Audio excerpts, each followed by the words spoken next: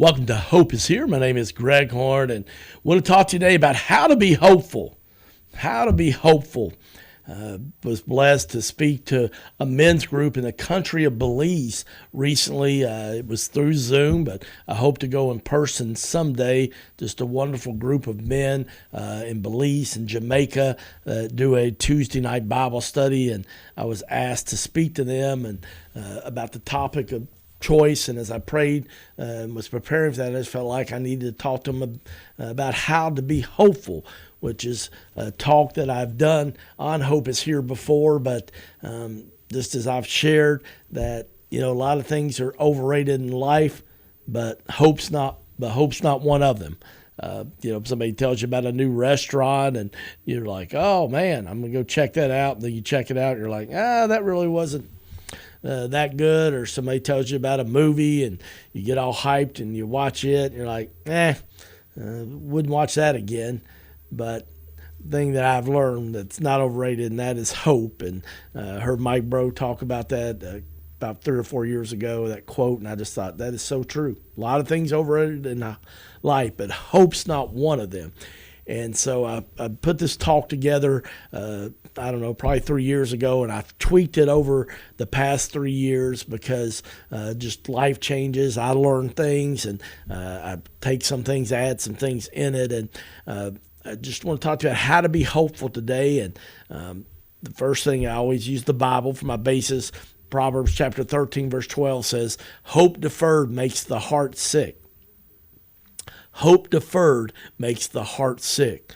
Hal Lindsey, this quote I read many, many years ago, even before I started Hope is Here, says a person can live about 40 days without food, about 3 days without water, about 8 minutes without air, but only for 1 second without hope. And, the Bible talks a lot about hope. Did you know that hope's mentioned 129 times in the Bible? Hebrews chapter 6, verse 19 says, hope anchors the soul. And I know we're getting ready to come into the holiday season, and, there's that Christmas song, it's the most wonderful time of the year. But I also know, friends, it's also often the most stressful time of the year. And it also can be the most painful time of the year. And so that's why I think it's so just really applicable for me to do this talk, how to be hopeful today. And I'm going to share this acronym with you here in just a moment. So I hope if you're in a place where you can take notes that you will. If you're listening on the radio, I hope that maybe you'll listen to the podcast later where you can write down notes of this, because I think it'll really, really help you. The men in Belize really just got some really nice feedback from this talk. And I just really felt like people here in Central Kentucky and people listen to the podcast all over the country and even all over the world. I know that there's over 30 different countries that have downloaded our podcast over the past year. And so we just want to let you know that there's always hope because of Jesus wherever you live, no matter what your circumstances. But 4 things that God's taught me in my 50 plus years of life about why we sometimes lose hope. Number 1 is because of just bad, or unwise decisions that we make. We all make them, but the fact of the matter is that sometimes we lose hope because of bad decisions we make. Secondly, sometimes we lose hope because of selfish decisions that other people make. Third reason why I found that we lose hope is life just happens. Those of you who listen to Hope is Here, you know that the story of the flood, bankruptcy, divorce back in 2001. And, the fact of the matter is, the flood, there hadn't been a flood in Cynthiana, Kentucky in 89 years. Nobody had flood insurance. But life just happens sometimes, friends. And a fourth reason that I think sometimes we don't really recognize, because the enemy is the liar, the great deceiver, okay? Another reason I found quite often why I lose hope personally, and I've seen others through thousands of conversations over the years, is that when we get fatigued. When we get fatigued, or as one of my buddies says, man, I'm tired. I'm tired, Greg. And friends, when we get tired, the enemy can have a field day. things, small things, actually become mountains. And we just think, I can't overcome this. And yet, for some of you, maybe the most spiritual thing you could do and become hopeful is to go to bed early tonight. Don't worry about the ball game. Don't try to binge on your favorite TV program on Netflix or whatever. Just say, you know what? I'm going to bed early tonight. I'll find out the score of the football game or the basketball game tomorrow. Just getting more sleep. So I got to ask you today, what is your source of hope? What is your source of hope? You know, the foundational verse for this ministry, Hope is Here, and just by God's grace and by your generosity, we're going to celebrate our 6th anniversary here in early December. And Romans 15, chapter 15, verse 13 is our foundation, and it is our why we do what we do. Our source of hope comes from this Romans chapter 15, verse 13.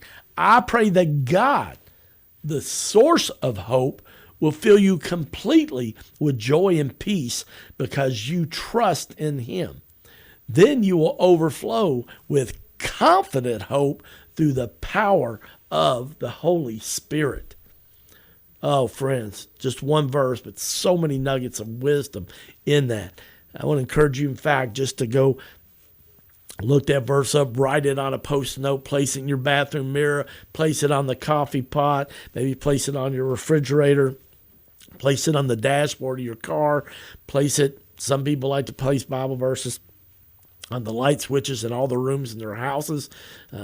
Put it on your, just wherever you'll see it, okay? Your work cubicle, your laptop. But just say that, you know, God's my source of hope, and he fills me completely with joy and peace as I trust in him. And then I'll overflow with confident hope through the power of the Holy Spirit. And so know that, friends, as a follower of Jesus, that you can have hope because of Jesus and through the power of the Holy Spirit. So in our time remaining here, we've got a little under 7 minutes. I want to share this acronym that I found helped me in my life experiences when I had suicidal thoughts over 20 years ago, and I went through the flood, bankruptcy, and divorce all in about a 24-hour period.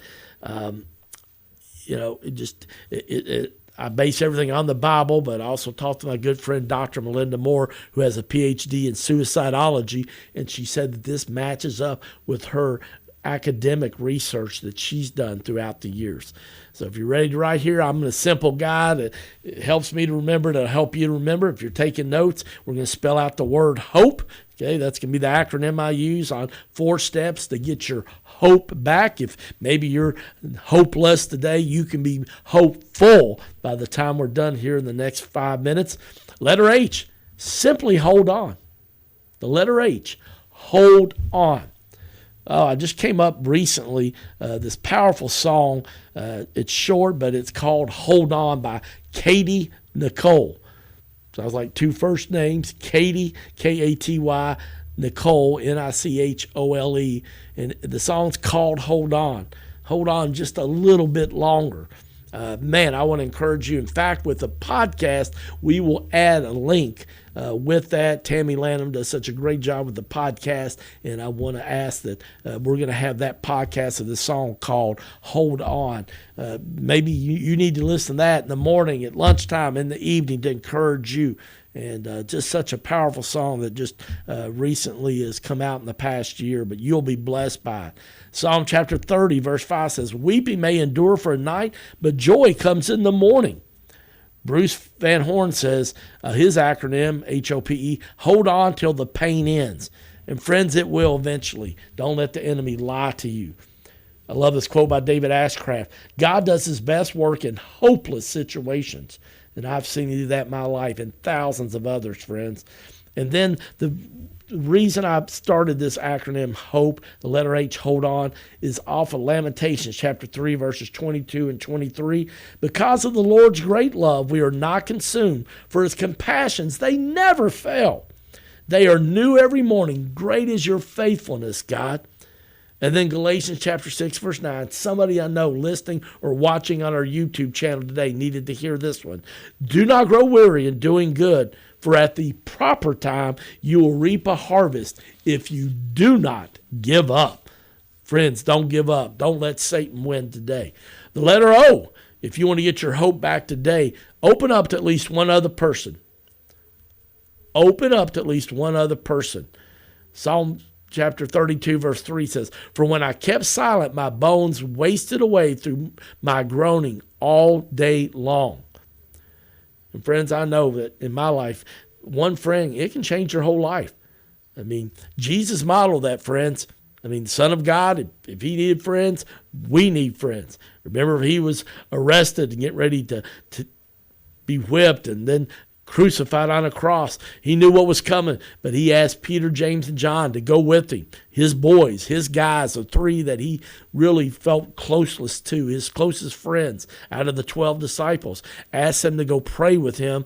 And he just came clean and said, "My soul was overwhelmed with grief and stress and anxiety to the point of death." I mean, friends, that's stress, pain, concern. But Jesus did that not because he had to, friends, but because he wanted to model for us, friends, and know that if Jesus asked for help, we should ask for help. And friends, there's also one of those things about a lot of times when we are hopeless, maybe it's just because life's been really, really hard, but it also sometimes can be because of sin, unwise decisions we've made, like I talked about earlier in the program. Proverbs chapter 28, verse 13 says, "People who conceal their sins will not prosper, but if they confess and turn from them, they will receive mercy." Oh, can I get a witness in here today? All right, letter P. If you're going to go from hopeless to hopeful, put yourself in new environments. Put yourself in new environments. You know, friends, I love this quote by Rachel Hollis. Hope is not a strategy. We have to be intentional. You know, the definition of insanity is to keep doing things the same way and expect different results. But sometimes our feelings get us just too overwhelmed and we get stuck in our feelings. Jeremiah chapter 17, verse 9 says, "The heart is deceitful above all things and beyond cure. Who can understand it?" Friends, do something different today. Okay, do something different. Start drinking water, okay, with your meals. Do something healthy. Drive a different way to work, okay? Join a new exercise place. Do something different. Put yourself in new environments. All right, last but not least, the letter E. Then you got to expect to see changes. I love this quote by Real Talk Kim. She's a great follow on social media. She says, "Keep the faith. I threw in the towel. God threw it back and said, wipe your face. You're almost there." Hebrews chapter 11, verse 6 says, "Without faith, it is impossible to please God." Proverbs chapter 13, verse 12 says, "Unrelenting disappointment leaves you heartsick, but a sudden good break can turn your life around." And friends, if you don't give up, you never know. One phone call, one text, one email, one check in the mail can change everything for the better. And I love this quote by Albert Einstein. "Learn from yesterday, live for today, hope for tomorrow."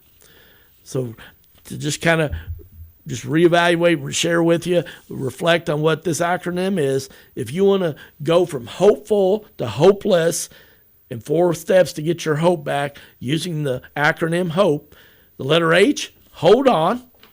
The letter O, open up to at least one other person. The letter P, put yourself in new environments. And the letter E, expect to see changes. And remember, the Bible tells us that we walk by faith and not by sight. If you've been blessed by this program, I hope you'll share it with somebody else. Thank you so much for listening. I hope you'll join us again tomorrow. My name's Greg Horn, and you are listening to Hope is Here.